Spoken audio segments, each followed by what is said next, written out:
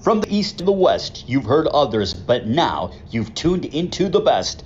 This is a Prime Wave Media production.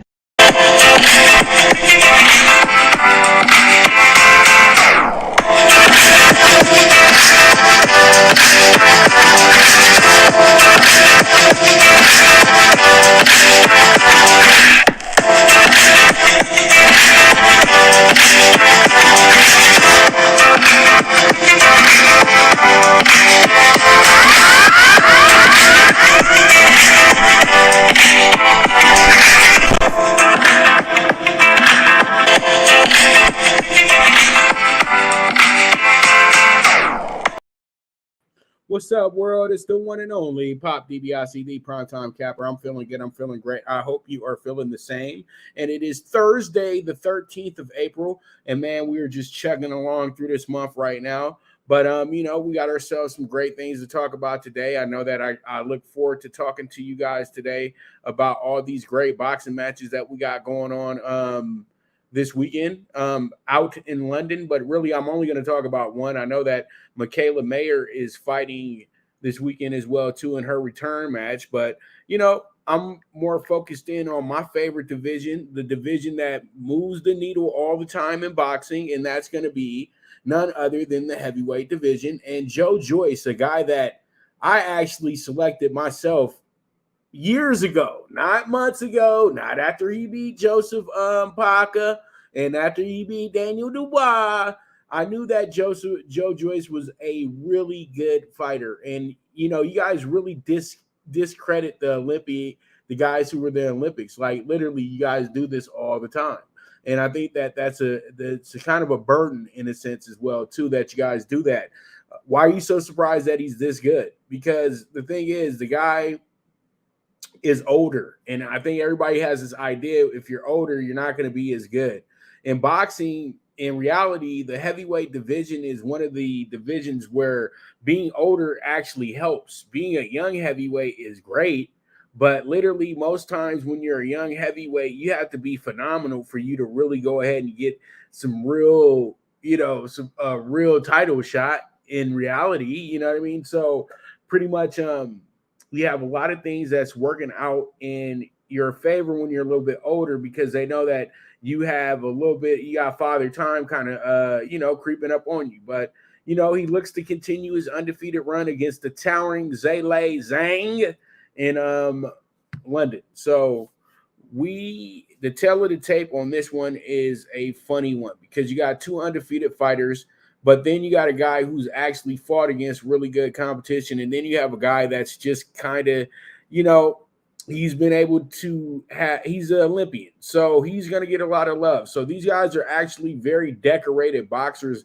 in all senses of the word. So this is a very good boxing match in general. There is no one side to this matchup at all. So that's what makes this matchup very, very intriguing. It makes it very interesting. It makes things really worth the price of admission when it comes down to this one. Zhang is a guy I'm still trying to get familiar with. I've seen some tape on him. It looks good. He's coming in here at 6'6". He's the older gentleman here as well, too. He's 39 years old, and you got Joe Joyce, who's 37. So both the guys are a little bit older, and Zhang has fought a few more times than Joe Joyce. I'm looking at it right now. You got a guy who's has 15 wins in Joe Joyce, 14 by knockout. And then you have a guy in Zhang who has 25 fights in total. He won 24 of them, lost one, and he actually 26. He lost one and drew once, and he has 24 victories, and he has 19 knockouts for his career. So these guys both haven't been pros for a long time, even though Zhang has been a pro for the last 10 years. Joe didn't become a pro until 2017. So, I think that these two have a lot to offer this weekend, and this is one of the better heavyweight matchups that these guys can use on their resume to move forward to get themselves a bigger fight. I think that Joe Joyce is about probably 2 fights away from finally fighting for that elusive world title. I think that he'll be able to hit his WBO mandatory eventually, because right now it looks like There's guys, it looks like Dubois is going to get the WBA mandatory spot. And if Usyk's able to take care of him, I think that he'll probably have Joe Joyce come up next, because Joe Joyce would be a good money fight for Usyk, and it would be a good fight to sell globally as well too. So, all in all, it's all about this weekend. I think that Joe Joyce is an absolute rock star, regardless of what anybody thinks. I have been heavy on Joe since day one when I saw him fight years ago on Showtime. And I think that a lot of people finally got the memo in those 2 big victories that he got last time out. And I really felt like they kind of discredited his Dubois win, but he whooped Dubois. And then the way that he sent Joseph Parker to the Shadow Realm, there has to be some respect put on his name. So I'm going to say this. I think that after this fight, if everything works out, if he's successful here, I think that he has a big fight against a big name coming up soon. And I think it will be a part of the I would like to call them now, the big 3. You know what I mean? So we'll see how it goes. We'll see how it shakes out. We know that Anthony Joshua probably will not be a part of that, big name group of guys that he may be fighting after this. But we know that Usyk, Fury, and Wilder are 3 big options for this guy. And it's a big dollars fight for all 3 of those guys if they want to make that fight happen with a Joe Joyce. And Joe Joyce does have some good backing to him as well, too, on who he's connected to in the boxing game. I try to tell people this all the time. It's all about your team. It's all about the connections. It's all about those little small things that make these guys the stars that they are right now. There's thousands of boxers, but you got to have the right team behind you, and Joe Joyce has the right team behind him. He'll be having his biggest day in boxing coming up very soon, but this is another hurdle that he does have to leap over to go ahead and gain some more credibility. All right, so let's go ahead and jump into my next topic at hand, and that's going to be us talking about the NBA Eastern Conference first round preview. We got ourselves 8 of the best teams in the Eastern Conference going at it. We know that Miami and Chicago have to settle who's going to be the number 8 seed tomorrow night. Also, we know that we got to do the same thing on the West side with the Thunder and with the Wolves, but we do have matchups already put in place. And I think the most intriguing matchup for anybody that's watching the NBA playoffs is going to be this one. The city of Cleveland versus the city of New York. You already know these are some of the more diehard fans in all of sports. So this is going to be a fun series. This is going to kick off in Cleveland. And you have a Knicks team that's 47-35, one of their best records in years. And you also have a Cavs team coming in here 51-31, their best record since the Kang was there. So, you got teams that are really finding their groove right now in the Eastern Conference. They've been without LeBron now 4 years in the conference, and the conference is taken back over as the superior conference in the NBA. And, all they got to do is thank the fact that they got the old men out of there. So when I look at this series, you have a Knicks team that is really playing some great basketball without their best player right now. And their best player is Julius Randle. Julius Randle is a guy that averages 25 points a game. He gets 10 rebounds, 4 assists. And, he's just the guy that makes things go. But he has a great partner in Jalen Brunson, who's getting 24 games, 6.2 assists per game. And that's been the difference this year in the Knicks being a really good team. RJ Barrett, it kicks in his 19.6, and then you get some good contributions from Quickly. And then Grimes is a very good player. And then you also got Josh Hart. So they got 6 guys averaging double figures on this team. Also, their big-time rookie from a few years ago, he contributes very well at the bench. He's not a double-digit scorer in Obi Toppin, but he's somebody that is very feasible for this team. Also, they have a great center in Mitchell Robinson on the defensive end.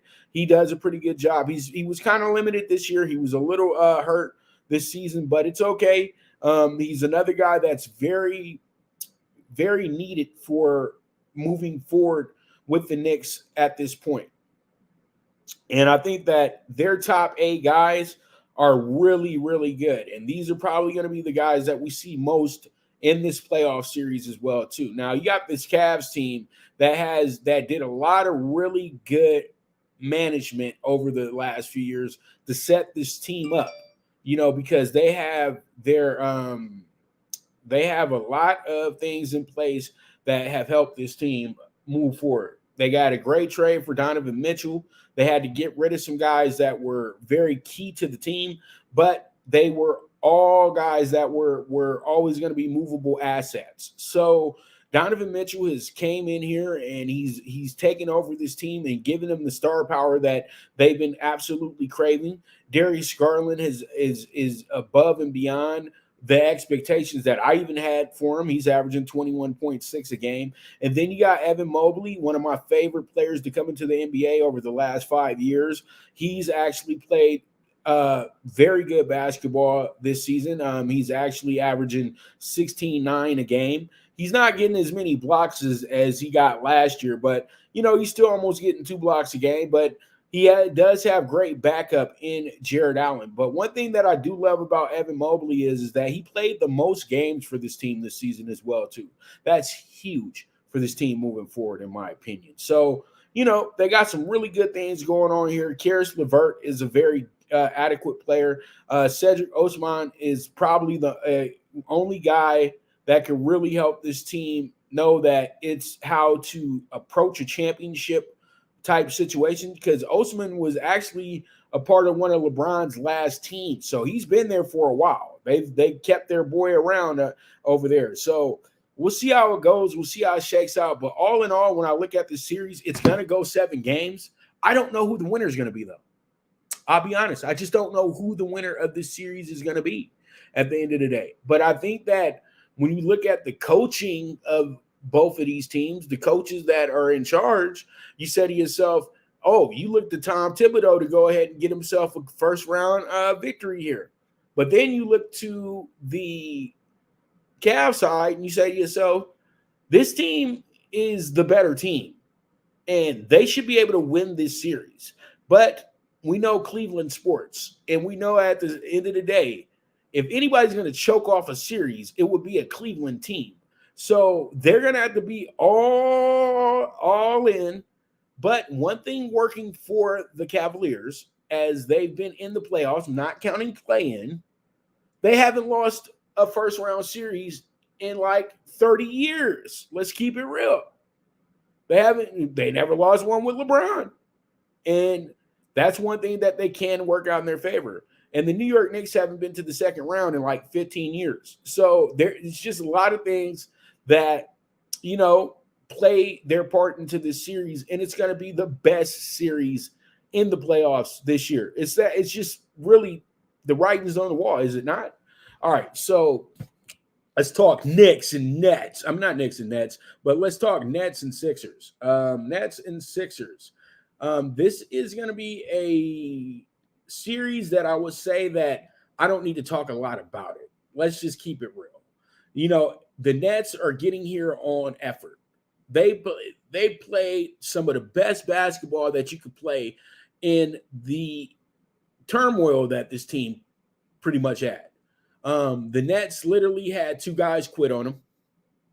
Even though everything was going really well for their team, they still figured out a way to quit.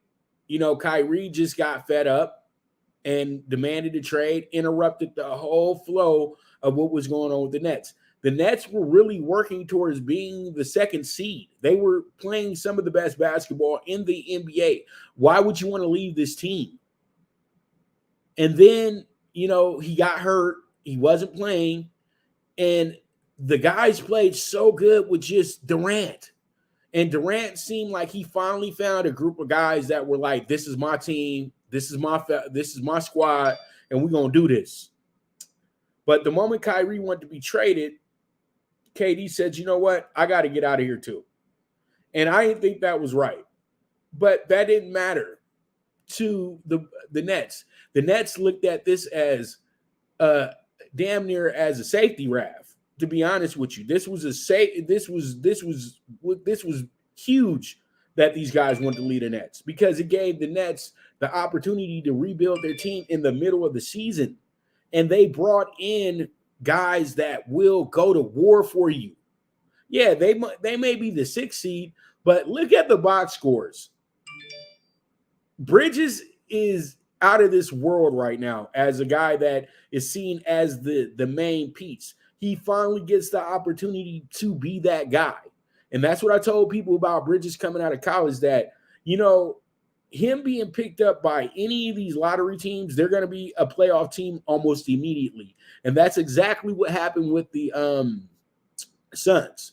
Now he was sent to the Nets, and the Nets played above and beyond expectations. They had the Nets going out of the playoffs, but the Nets stood there and really played it out and stuck themselves. They had a slow fall. They were the number 4 seed for a moment there, and they were number 4 for a long time. They were number 5 for a long time, and then they just held 6. So you have to respect where this team is coming from at the end of the day. If trying hard was a trophy that you can win in the NBA, the Nets are number 1 in that category. They got a coach that believes in them. They got players that believe that they belong. And that's a dangerous aspect going into this series. I'm not saying there's going to be an upset or anything like that, but it's going to make it to where you're telling yourself, hey, the Sixers might not be too trustworthy with my money, because you got to understand that they're going to be a big favorite literally in every game. So you're going to have some choices to make. Now, the Sixers probably are having, to me, I know this sounds a little crazy, but I think that they possibly could be having their best season in some time. They're 54-28 this year. They got a guy who's on his way to being the MVP this year in Joel Embiid. Last time they had a guy on his way to being the MVP, that was Allen Iverson. And guess what happened in that season? Allen Iverson was able to direct that team to the finals, but different circumstances. That team was actually the number 1 seed in the Eastern Conference. And at the time, we could keep it real. The Eastern Conference probably had about 3 really good teams at that time. This time around, they probably only got about 4 really good teams, maybe 5, to be honest with you. I think their top 5 is pretty good, because when you look at their records, they're all better. They literally 3 of the teams can be the number 1 seed in the West right now. So we're not going to compare who's better at the top. You know what I mean? So I think that Philadelphia is a team that you can really get behind. I'm going to be dead honest with you. If anybody's a wild card to win this NBA final, it's them. They got the best player on the floor. They got James Harden, former MVP. They got Maxey, who's a great player as well, too. And they also have Tobias Harris, who is always very serviceable. And only thing that you would question with the Sixers is their head coach, Doc Rivers, because Doc Rivers is the big game loser. And you just hope that they can get out of that mentality of big game losing. But I don't think it happens here in this series. I think what happens here in this series, they do get challenged a little bit. It's going to be tough when they go to Brooklyn and play them in it's going to be tough when they play them at Barclays. And you know what? They can get caught slipping in Philly as well, too. So I feel like this series will end in 6, and Philly is your winner. I think that 1,000 to 1 is a very stupid bet, but bet the Sixers in 6. I think Sixers in 6 is more valuable than trying to take a series win from the 76ers. You know what I mean? And I would say the series ends in 6. Don't pick the 76ers to win it in 6. Say the series ends in 6. So then you can give yourself the opportunity, just in case the Sixers choke up in this series, that you didn't lose out. But I doubt very seriously this team is going to slip up against this Nets team. But we'll see how it goes. We'll see how it shakes out. All right, let's move forward. Let's go ahead and jump into the next series, and it's going to be the series that's going to be between the Boston Celtics and the Atlanta Hawks. And it's funny because it's like, you sure about that? Yeah, the Atlanta Hawks won the other night. They're the 7th seed now. So Boston faces off with a team that they really that Boston really is looking at, pretty much trying to get this thing over with as fast as possible. Last time they played Atlanta, they beat them by 9 in Atlanta.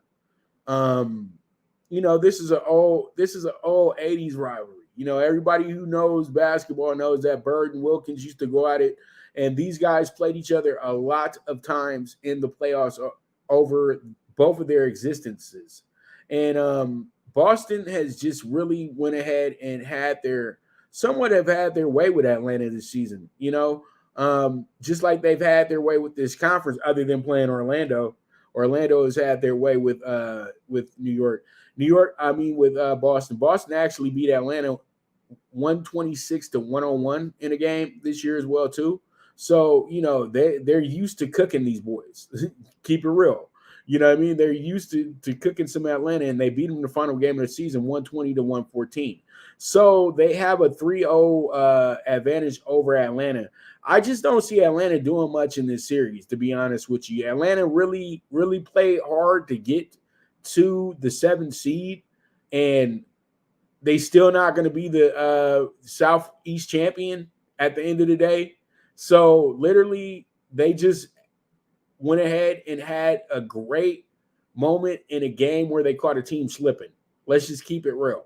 And I think that Miami said to themselves that we probably got a better chance with the Bucks than we do with the Celtics, even though both these teams are chopped liver, in my opinion. Barbecue chicken, baby.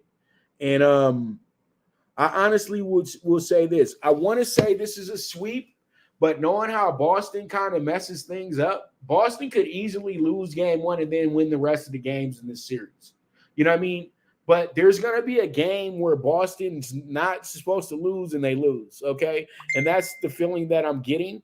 But I think this series ends in 5 games. I think that we go ahead, and I think that possibly the Hawks sneak out of Boston with a win. And then the Celtics will take that as motivation to absolutely blast the Hawks in Atlanta and then finish them off in Boston game 5. That's how I'm feeling with this one. So we'll see how it goes. We'll see how it shakes out. But that's that series in a nutshell. Okay, let's go ahead and jump into our last situation. And I don't have anything for this because I don't need to talk about this too long, because at the end of the day, this is a series that already is won. I'm just going to say this right now. If it's going to be the Bulls, it's going to be Bucks in 5. If it's going to be the Heat, it's going to be Bucks in 6. All right? It's that simple. I'm going to get a Bulls 1 game because the Bulls are a natural rival to the Bucks. And then I'm going to give the Heat 2 games because the Heat actually still got a lot of the same players that beat Milwaukee in the bubble. So I think that will play a big factor into this game. It's all about matchups as well too. So I think that's what will push this series to go 6 games, but the Bucks are advancing. There's not much more to say than that. Is that the Bucks are going to advance. Okay? Let's just go ahead and get that in your head right now. And that's that. It's just really that simple. All right? So with that, we're going to be right back, and this is the premier sports betting show, the PrimeTime Angles, with the one and only Pop DiBiase, the PrimeTime Kappa, and I'll be right back at you. Good News Only Racing Club, led by the legendary Doug O'Neill, the trainer of 2 Kentucky Derby winners and I'll Have Another and Nyquist. Also trained 2-time Breeders' Cup champ Golden Sense, who are just a part of a long list of thoroughbred champions trained by Doug O'Neill. The Good News Only Racing Club has a young core of horses to look out for in Dennis's Celery, Irish Heatwave, and Notre Dame, just to name a few. Win the day every day with the Good News Only Racing Club, a proud sponsor of the NFL Bet Exchange. From the East and the West, you've heard others, but now you've tuned into the best. This is a Prime Wave Media production.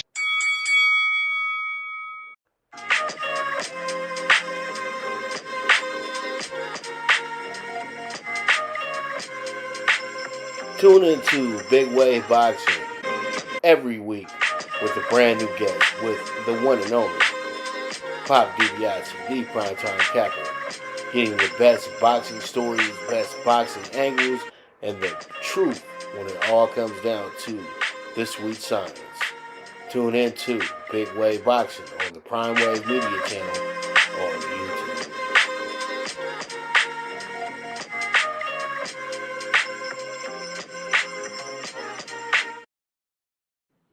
All right, we are back with the premier sports betting show, the PrimeTime Angles, with the one and only Pop DiBiase, the primetime capper. And I'm telling you, we have ourselves a very, very fun baseball season going. I know I can't get enough, man. I'm dead honest.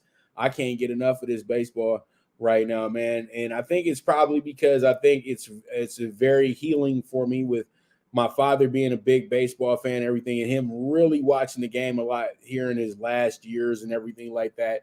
And I just feel like it just connects us even more. But baseball has just been on fire this year. I'm just saying I knew it was going to be good after how the WBC went. But let's go ahead and get into Blue Crew Daily. Dodgers get down early, but Muncy delivers again as the Dodgers cruise to a 10-5 win over the Giants to win that series. So Dodgers get 2 out of 3 in San Francisco, get a day off, got to fly to Chicago for the weekend, go against some former teammates and things like that, and hopefully they can get out of that series with another winning series. Dodgers 7-6 now, back in second place as well too, so that's something that's good moving forward for the Dodgers. But all in all, last night, Max Muncy once again was just too legit. Max Muncy Monday night hit 2 home runs, had 7 RBIs.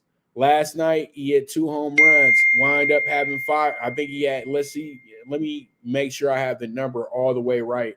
But I know he hit a 3-run shot in the 6th inning. He hit a 432-foot solo shot in the 5th inning. So he actually had 4 RBIs last night. So all in all, in this series, he's had 11 RBIs in the last 2 out of the 3 games that they played against with 4 home runs. So that's absolutely just incredible. Freddie Freeman had a good day yesterday, and he keeps his batting average pretty much might be the best in the league. But he stays at 353. JD Martinez had a really good game yesterday. He had 2 hits, a double and a triple in that game yesterday, but he struck out twice, but he still had a really good game. I'm looking at the Dodgers batting average, and it's really good, man. And also, Mr. Trace Thompson hit his 4th home run of the season as well, too. That was huge last night. But the Dodgers did run into a little bit of some issue. Miguel Rojas got hurt last night. I think that he's probably going on the 15-day DL. I'm just going to be dead honest with you. He already was hurt for a few games. They didn't put him on the DL. They just gave him a few days of rest. But now I think he goes to the DL. I'm just going to be dead honest with you. And I don't know what to think about Rojas. I think that he's a decent player, but I would think I want to – if you're a Dodgers fan, you want more at the shortstop position. You don't really care for the shortstop to be your best hitter and all this good stuff, but you want him to be good defensively, because that's one thing that the Dodgers really were able to master over this 10 championship stretch over the last 12 years or so in the NL West, is that they've been able to master defensive basics, and they've been able to master really good pitching.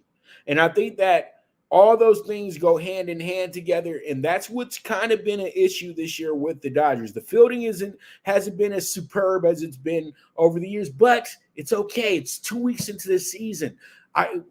We don't need to oversell it that much. You know what I mean? You just don't need to oversell it that much, because everything takes time. And I think that the Dodgers are all about timing right now. They're just trying to get into a groove. They're trying to figure out who's right for the lineup, who isn't, who they might need to bring up from AAA, who they might need to send down to AAA. There's just a lot of things that the Dodgers are still figuring out right now. But with the Dodgers being one of the better teams in the league, they don't have a lot of time to figure it out. Everybody's going to be the Dodgers got pressure on them every day, and we know this. So pretty much this was a very good series for them to win, because they did look a little deer in the headlights on Tuesday night.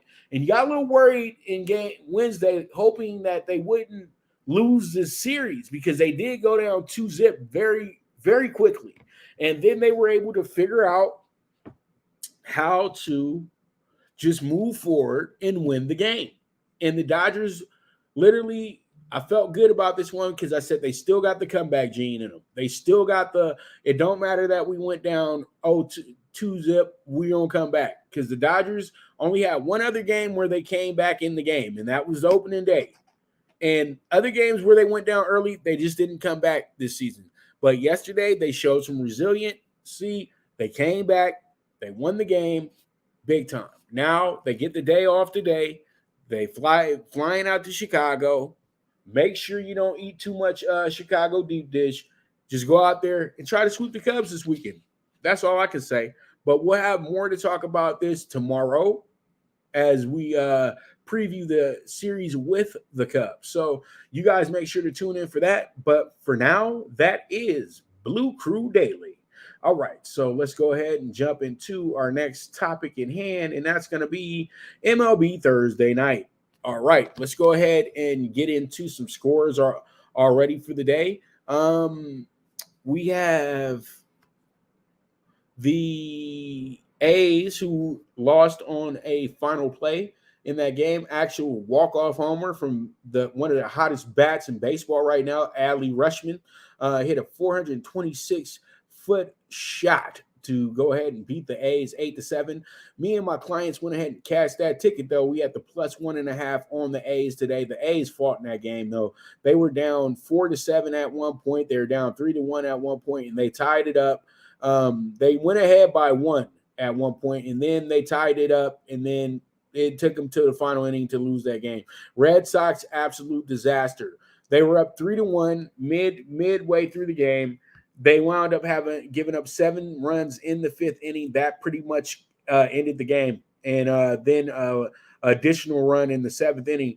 But the Tampa Bay Devil Rays improved to 13-0. It's not a record yet, but it's going to be a record soon if they keep winning. But they got to go to Toronto this weekend. And Toronto's a little tough. Let's just keep it real. They got Toronto this weekend. Toronto's not messing around, kid. All right, so let's go ahead and jump into it. But we got Phillies Reds coming up in a bit, and then we got these games that I'm talking about right now. All right, so up first we got the Twins and the Yankees. Both are coming into this game 8-4 today. That should be a very good barometer on what we have to expect. You got Joe Ryan taking the mound for the Twins today, hard thrower as well. You got Johnny Brito, the young boy out here, who's actually 2-0 right now.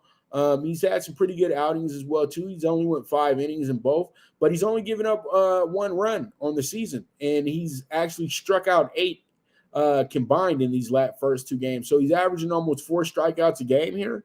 And, he made his debut on the 2nd against San Francisco, and he's been good. He's been good. He has a .90 ERA as well, too. So there's a lot of things working out in his favor because he went against 2 teams that I would probably say that he should be able to have a good time against, even though Baltimore is one of the better scoring teams in the league, better hitting teams in the league. He was able to keep them tamed because they do strike out a lot. Let's just keep it real. And he was able to keep them tamed. San Francisco is a very moody team. So you really can't take much out of those 2 games. But when you look at Minnesota's lineup, their lineup is better than both of those teams I just talked about. And I think that Johnny Brito is going to get tested tonight. Joe Ryan has been absolutely studly this year. He's been good. Now, he struck out 5 this year. He struck out 16 guys this year. Yeah, he gave up 4 runs in his last game, but it's the Astros. Come on, man. The Astros are the Astros. He gave 4 runs to the Astros and struck out 10 in that game. That's a pretty damn good game. Opening, he played against Kansas City, shut down Kansas City, only gave up a run that day, and struck out 6. But he has 16 strikeouts on the season. He throws the ball really, really hard. He can get hit. He does pitch to contact as well, too. but he is a guy that you can trust in this spot. I'm going to keep it real. The Yankees are going to be a monster overbet today because they're back at home. They're at the stadium. It's Thursday night baseball and all that good stuff. Blah, blah, blah, blah, blah, blah, blah. And usually when the Yankees are in a game where they get a little too overhyped and a little bit too excited about, they usually lose. So I'm going to go with that old adage, and I'm going to take the Twins to go ahead and get us a nice win today as my dog of the day as well, too. Now, I got him early this morning, so my number is going to be different probably from the number that you guys will have on your ticket now. But I got him this morning at plus 130, and I think that the other sharp bettors started seeing this and they started jumping on them as well too. It's been dipped down to 120 on some sites and it's at plus 115 on others. So I'm going to go ahead and take the Twins to try to give me back-to-back dog bets of the day because we cashed out the Royals last night fairly easily as well too. We won that game 10-1 last night. Yeah, you guys, I told you exactly how we had to do it and we did it, right? Come on, man. We had to take advantage of Grandpa Evaldi last night. Literally, we had to take advantage of him because the guy is not pitching that good right now. And, if you're going to make him the favorite, then we're going to fade him. It's that simple. All right, let's move forward. Let's go ahead and jump into our next game. And the next game is going to be the Tigers and the Blue Jays. This one is going to be a really good game. Tigers do have the worst record in baseball right now at 2-9. The Blue Jays are just chugging along 8-4, probably one of the best offenses in the league. If they were able to hold these batting averages for the season, this would be like historic. You got Matt Chapman batting almost 500 right now. You got Varsho batting 317. You got Guerrero batting 417. You got Bo Bichette batting 327. And then you got George Springer, the leadoff man, batting 269. So they got the top 5 hitters literally in baseball right now. And when you look at how they're going about their business, these guys are incredible, especially Chapman. Chapman is really working on, I guess, being the MVP or something like that because this guy his numbers are absolutely insane. And then you look at Baby Vlad's having himself a time too this year as well. But I'm really impressed with Bichette. Bichette, he seems to get the big hits when it's time, and he has 4 home runs, leading everybody in the crew right now. So there's a lot of good things to look forward to for this team. Now they do have Bassett on the mound tonight. Bassett's 1-1 on the season. He had a pretty good outing last time out against the Angels in Anaheim. He gave up 3 runs, but he struck out 5 that day. He was absolutely awful against the Cardinals, though. So that's something that you need to put into fruition, that, he had a great outing last time out because he got shellacked in his first outing of the season.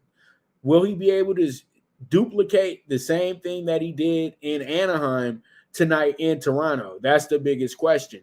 Now, you have this Tigers team. They're awful.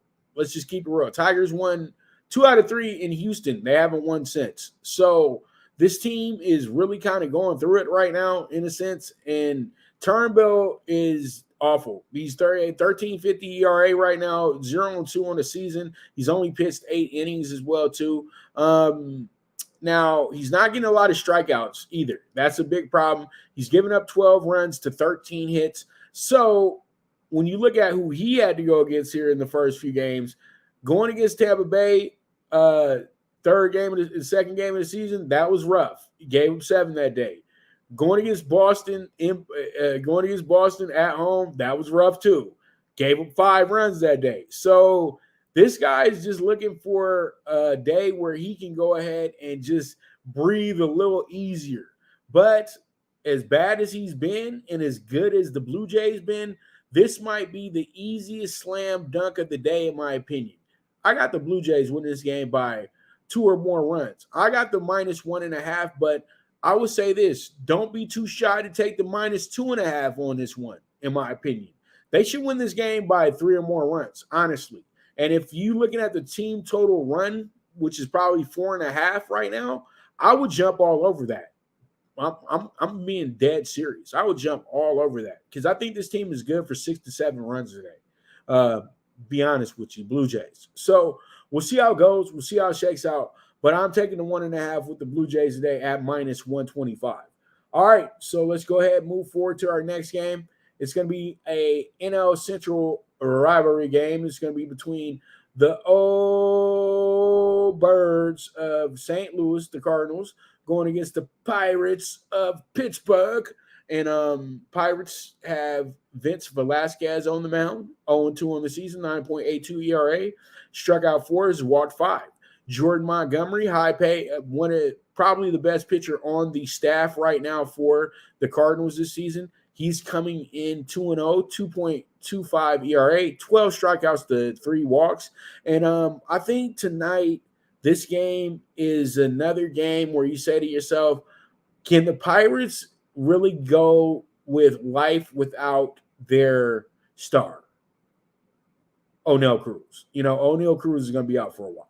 All right. And they got Carlos Santana, who's probably been the best thing smoking for this team. And he's still only batting 222. Okay. So you don't have a lot of hope for this Pittsburgh team, but they're going to try. And this game is always going to be tough for the Cardinals. It's never going to be an easy game for them when they play against the Pirates. The Pirates absolutely despise these guys. And I think that the Pirates are starting to come back down to earth. I'm looking at their batting averages now, and they're awful. I'll just keep it real. They're awful compared to a lot of other teams I've been seeing. And I feel like they had a good first week of the season. Okay, you went ahead. You won 2 out of 3 games. You won some games. You wind up playing against the Reds. You won your opener. Good for you. Then you wound up losing, I think, 3 out of 4 in that series. So then you go ahead and you sweep the Red Sox. Yeah, they lost 2 out of 3. And then they swept the Red Sox, and they played them 4 games. So you got this idea that this team is good. You know what I mean? And I don't think that's really truly was the case. And I feel like, they had a good win over the Astros this week, but the Astros always have a tough time against bad teams. And so I truly do think that the Pirates are in a situation this weekend where they could absolutely get the doors blown off if they don't do this thing right. And the Cardinals, it's a good time to go at the Cardinals because the Cardinals are somewhat struggling. But I'm looking at the Cardinals numbers right now, and everything's kind of coming together at this point. Goldschmidt is still looking MVP-like, and Ariendo is playing MVP-type baseball right now as well, too. 13 RBIs on the season already with 16 hits. Wow. You know what I mean? That's just, you look at that and you say to yourself, okay, that's, woo. You know what I mean? This guy's out here putting it up. He's out here putting it on straight up. And Gorman is having a damn good season as well, too. He has 4 home runs on a year. And then I'm looking at the kid, this Jordan Walker. He's actually has been having a real tough time, adjusting, but he's striking out and everything. But he got 15 hits on the year as well, too. He's playing incredible baseball, 2 home runs, so the Cardinals are just it's like a matter of time. Them being 5-7 is simply because it's the beginning of the year. So I truly do think that the Cardinals tonight should be in this one, but I'm not taking a winner here tonight. I'm going to go ahead and play the over. I just truly feel like the over is going to happen tonight. Vince Velasquez is a guy that gets hit and gets hit hard. He's not a bad pitcher, but he pitches to contact. And when you got guys that pitch to contact, you'll wind up having situations where they can give up a lot of runs or have a lot of guys on base and then, have key parts where they might have a walk, things of that nature. So we'll see how it goes. We'll see how it shakes out. We move forward from there. All right, our final game, the nightcap from beautiful San Diego, California, at Petco Park. The Brewers taking on the Padres. The Brewers 8-4, Padres 7-6. Padres got absolutely crushed yesterday in New York City, but they just couldn't wait to get back home because they did decent on their first road trip of the season. I'll tell you that because beating Atlanta 3 out of 4 was huge. Okay, now they went 4-3, but winning that 3 in a row was good. and they won their last 4 out of 6 as well, too. You know what I mean? So they're having a pretty good month. Let's just keep it real. You know what I mean? For right now, they are right now for the month. They're doing good. They're actually 7-4. So, because, you can't count March all day because we had March going, but, they did lose their first 2 games in March. So, all in all, in April, it's been a little better for this team. So I think that tonight you got 2 of the better teams in baseball, and you have a team in the Padres that are trying to figure out exactly what their best lineup is going to be.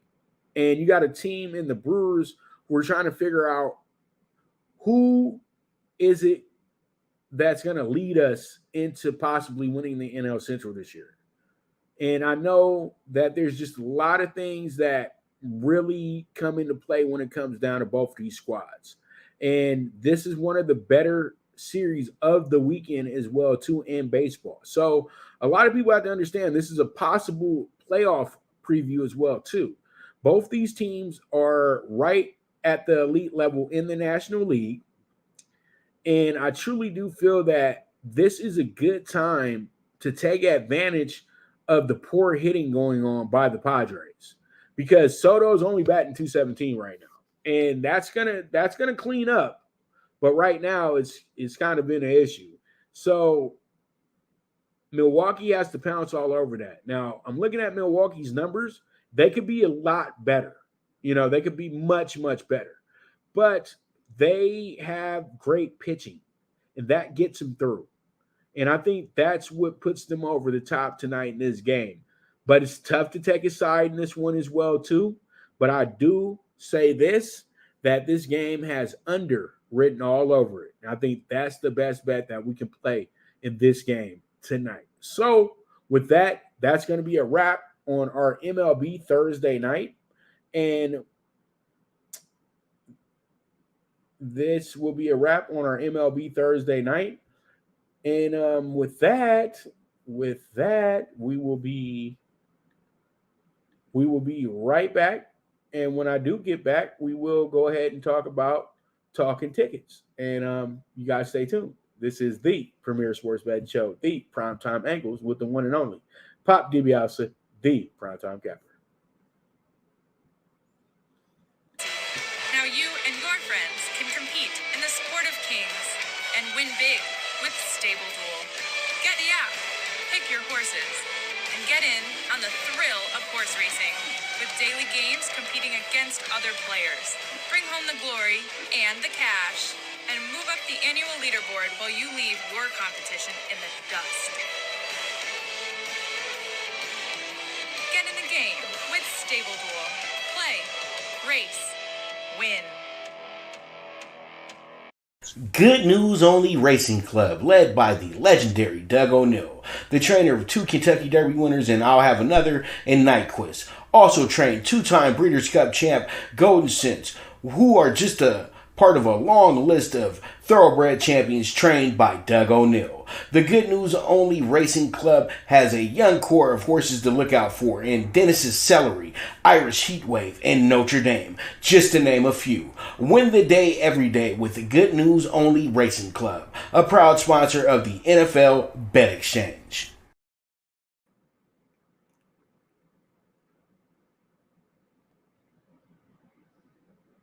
All right, we're back, and let's go ahead and jump into it.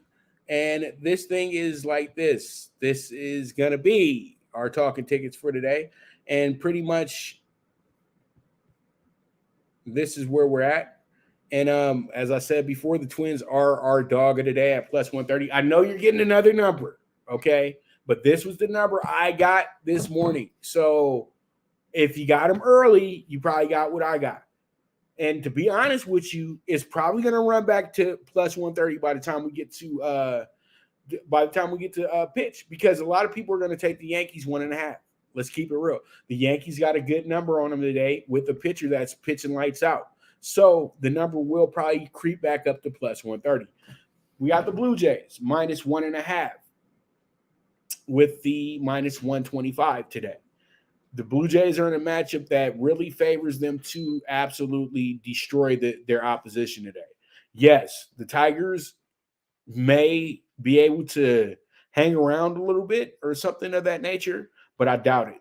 You know what I mean? This team is really, really bad right now. And I don't know when they're going to be better, but they're really bad right now. And that's just pretty much the bottom line. All right. And then we got the over 8.5 with the Pirates and the Cardinals. That should be good. That should be real good. We got a lot of good hitters going on in that game, but I think the Cardinals are ready to explode. I just truly think they are. So we'll see how it goes. And then we got the under 9 with the Brewers and the Padres. Should be a good game at Petco Park tonight. And we are getting on that spread, on that line. I hate when I don't give you guys the exact number. But what we're getting, because I have it, we're getting 13-1 on that one, okay? 13-1 on that ticket right there. So, yep, we're going to take that 13-1, and we're going to see how that one shapes up for us. Let's just be honest. Let's just see how it goes, see how it shakes out, and hopefully we get that bad boy to where we need to get that bad boy too. You know what I mean? But I want to say it's 12-1. I want to make sure I got you guys the right number, though. That's the whole thing. What?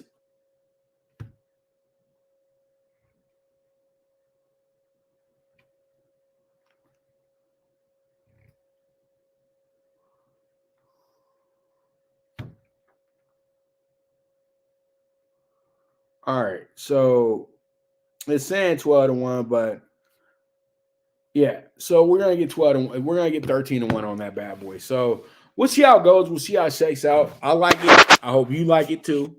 Let's see how it goes. And that's talking tickets for today. So pretty much with that, once again, you guys are the absolute best. Love doing this show with you guys on a daily basis, Monday through Friday. You guys already know you're getting the best angles possible in sports. You know, hey, yesterday was a big day. We hit a 20-1 on a parlay. My client swept the board as well, too, with a 200 plus 200 win on the Bulls yesterday as well, too. So, you know, clap it up for yourself. We also had the Rays check in with the -1.5 yesterday with the plus 160.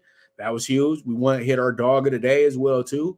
So, you know, I'm just over here giving out winners. And I hope if you like to win, you like to be in winner circles, you go ahead and you keep watching the show. And if you want to take it a step further, you can sign up and become a part of the PTSI team and be in the winner circle every day. So, you know, one of the most trusted cappers in the game got your back. So if you want to go ahead and sign up, you guys can DM me at the Pop DiBiase on the Twitter or on DiBiase Wave _. Also, you can email me at PrimeWaveMedia@yahoo.com, and I can go ahead, I can facilitate that for you and try to get you guys going in the right direction right away. So I thank you very much once again for tuning in, and you guys have a beautiful day. And I'll be back to you tomorrow about, I'm trying to do the show about 11:30, 12 o'clock, because I do have another show to do on the No Filter Network.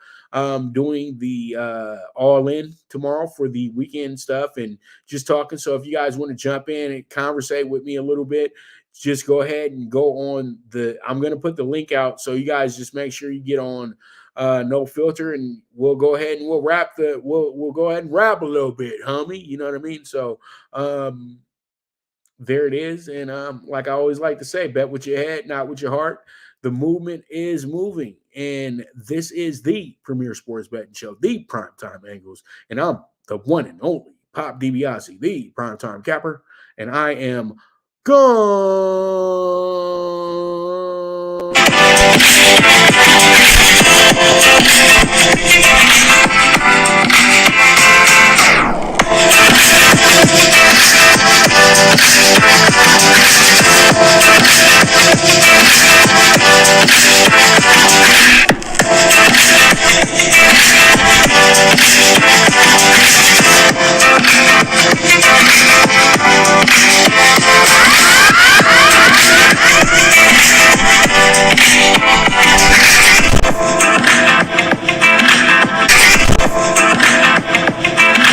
From the East and the West, you've heard others, but now you've tuned into the best.